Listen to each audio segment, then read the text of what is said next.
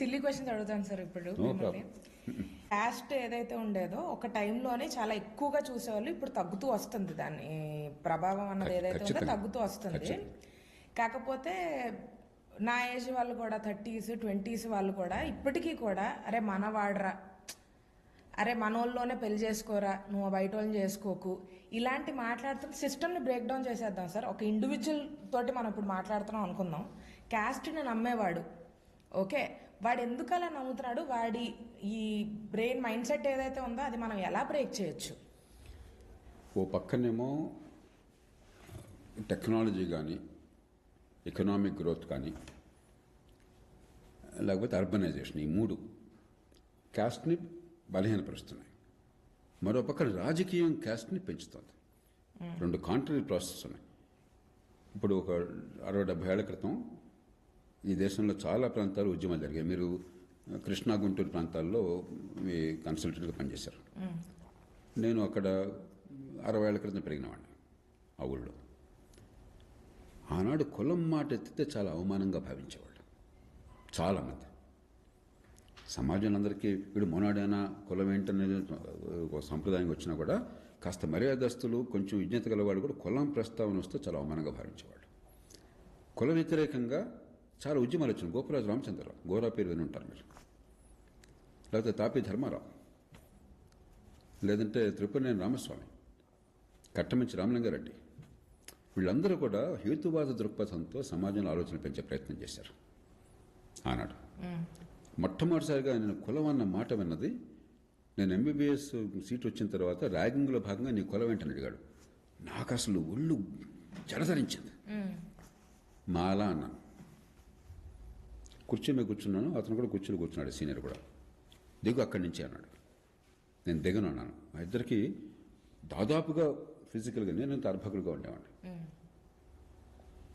దాదాపుగా పోట్లాట దాకా నేను ఎప్పుడు కూడా హింసకు దిగేవాడిని కాదు. నాకు ఎప్పటికీ అది గుర్తున్నది. మొట్టమొదటిసారి వచ్చింది.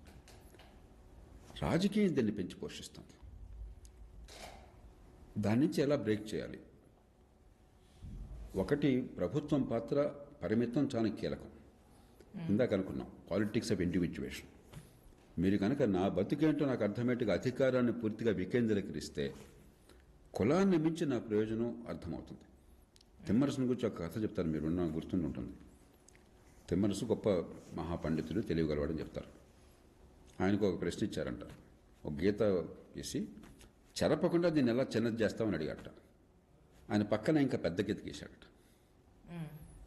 కులం అనేది ఈ దేశంలో మన మనస్సుల్లో ఉన్నమాట వాస్తవం. ఎందుకంటే మీరు పుట్టింది ఆ కులంలో. మీరు చెప్పినట్టుగా మీ తల్లిదండ్రులు 199 పాళ్ళు గతంలో ఆ కులం వాళ్ళే. 100 పాళ్ళు కావచ్చు, 99.9 పాళ్ళు. కాబట్టి మీ బంధుత్వాలు, మీకు తెలిసిన వాళ్ళంతా కూడా ఆ కులంలో ఉంటారు. అలాగే గ్రామాల్లో పెరిగినప్పుడు ఆ కులం వాళ్ళంతా ఒక చోట ఉంటారు. కనీసం పట్టణాల్లో పక్కింటి వాళ్ళు వేరు, ఇంకో అక్కడ గ్రామాలు అలా కాదు. కాబట్టి ఆ ప్రభావం లేకుండా ఎందుకు ఉంటుంది ఎంతో కొంత. కానీ ప్రభుత్వం కనుక ఆ కులంతో నిమిత్తం లేకుండా పెద్ద గడ్డి గీయగలిగింది అనుకోండి జీవితాన్ని గురించి, ఆ ప్రభావం తగ్గుతుంది. రెండోది, ప్రభుత్వం రిజర్వేషన్లు అమలు చేసే తీరు నిజంగా అణగారిన వర్గాలకు న్యాయం చేయాలని చెప్పాలంటే ఈ పాటికి అణగారిన వర్గాలందరికీ మంచి విద్య వచ్చి ఉండేది ఈ దేశంలో. పాఠశాల విద్య పరమ చండాలంగా చేసి 10వ తరగతి చదివిన తర్వాత 16 ఏళ్ళు వచ్చిన తర్వాత 9 గంటలకు పడుకున్నావు నాన్న, రాత్రి పొద్దున 5 గంటలకు లేచావు, ఎన్ని గంటలు నిద్రపోయావంటే 150 మంది సమాధానం చెప్పలేకపోతున్నారు. ఇది భారతదేశంలో మన విద్య పరిస్థితి. అంత దారుణంగా చేసి దానికి రిజర్వేషన్లు అక్కర్లే.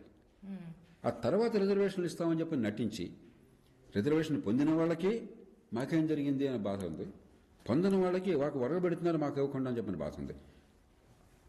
ఈ అమలు చేస్తున్న తీరు చిత్తశుద్ధి లేకుండా, ఇట్స్ డివైడింగ్ పీపుల్, అణగారిన వర్గాలను పెంచే ప్రయత్నం లేకుండా దాన్ని ఓటు బ్యాంక్గా మార్చుకునే రాజకీయం, ఇది ప్రభుత్వం పాత్ర.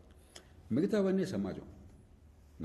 నా నమ్మకం ఏంటంటే ఈ గ్లోబలైజ్డ్ సమాజంలో, టెక్నాలజీ పెరుగుతున్న యుగంలో, అర్బనైజేషన్లో మీ తరం వాళ్ళు ఆదర్శం కోసం కాదు, నచ్చిన వ్యక్తిని పెళ్లి చేసుకోవడం మొదలెడితే, నచ్చిన వ్యక్తి మీ కులం అనబడే దానిలోనే కొట్టే దానికి వద్దని నేను అంటలా, కానీ కులాన్ని చూడకుండా నాకు జీవితంలో ఆనందాన్ని, జీవిత భాగస్వామిగా ఎవరిస్తారు అని చేసుకోవడం మొదలెడితే 2-3 తరాల్లో ప్రభావం తగ్గుతుంది. కానీ ఈ లోపల రాజకీయం, ఈ ప్రభుత్వ యంత్రాంగం ఈ 2 పెద్ద సమస్యల్ని నిజాయితీగా పరీక్షించాలి. మన ఉపన్యాసాలు ఇస్తే పోయేది కాదు. ఆనాడు కులం పోవాలని చెప్పిన సమాజంలో పోరాటం జరుగుతుంటే ఇవాళ అదే కృష్ణా గుంటూరుకి వెళితే నాకు సిగ్గేస్తుంది, అసహ్యం వేస్తుంది. పబ్లిక్గా ఎన్నోసార్లు చెప్తున్నాను, కులం తప్ప ఇంకో మాట్లేదు అక్కడ. నువ్వు ఏ పార్టీకి అనుకూలంగా ఉన్నావంటే నీ కులాన్ని బట్టి 199 మంది చెప్పేచ్చు. ఇంకా ఇష్యూ కాదు అసలు అక్కడ, గుడ్డిగా. This an absolute fact. మేమందరం ఆ రోజుల్లో ఇంటి పేరు కూడా కులాన్ని సూచిస్తూ వదిలేసుకున్నాను. నాకు ఇంటి పేరు నేను వాడను. నా పాస్పోర్ట్లో కూడా జయప్రకాష్ నారాయణ ఉంటుంది, నీకే ఉండదు.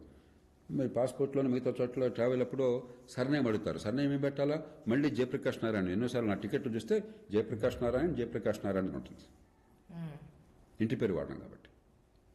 అలాంటి సమాజం నుంచి వచ్చిన మాకు ఇవాళ అదే సమాజంలో పొద్దున్నుంచి సాయంత్రం దాకా రాజకీయంలో కులం, మరోదానిలో కులం, ఇది చూస్తుంటే అసహ్యం వేస్తుంది. మనం చిన్నవాళ్ళని చేసుకుంటున్నాం. ఎంత ఉత్కృష్టమైన మానవ సమాజంలో దాని వారసత్వంగా పొందిన మనం ఆ కులానికి పరిమితమై మనం చిన్నవాళ్ళని చేసుకుంటున్నాం. వీళ్ళందరూ గొప్పవాళ్ళు అనుకుంటున్నారు, మూర్ఖులు, అజ్ఞానులు. కుల మహాసభలు వస్తే గాడిదలు పెడతారు, ఈ మంత్రులను అధికారులు పెడతారు కుల మహాసభలకి. ఒక్కడికి సిగ్గు లేదు. అదేమంటే వంకలు పెడతారు రకరకాలుగా. అంచేత ఇది పూర్తిగా రాజకీయం, ప్రభుత్వం పనిచేసే తీరు ఓ పక్కన, సమాజంలో దాని ప్రభావం వల్ల సమాజంలో రాజకీయ పార్టీల చుట్టూ కులం చుట్టూ రాజకీయ పార్టీలు తిరుగుతున్నాయి. ఆ పార్టీ నాయకుడు ఏ కులం వాడైతే ఆ కులం పార్టీగా ముద్రపడుతోంది. ఆ కులం వాళ్ళు మనకు బతుకులు ఏమైనా కూడా ఓన్ చేసుకుంటున్నారు. జగన్ పార్టీ వచ్చిందనుకోండి, రెట్లకేం ఒరగట్ల.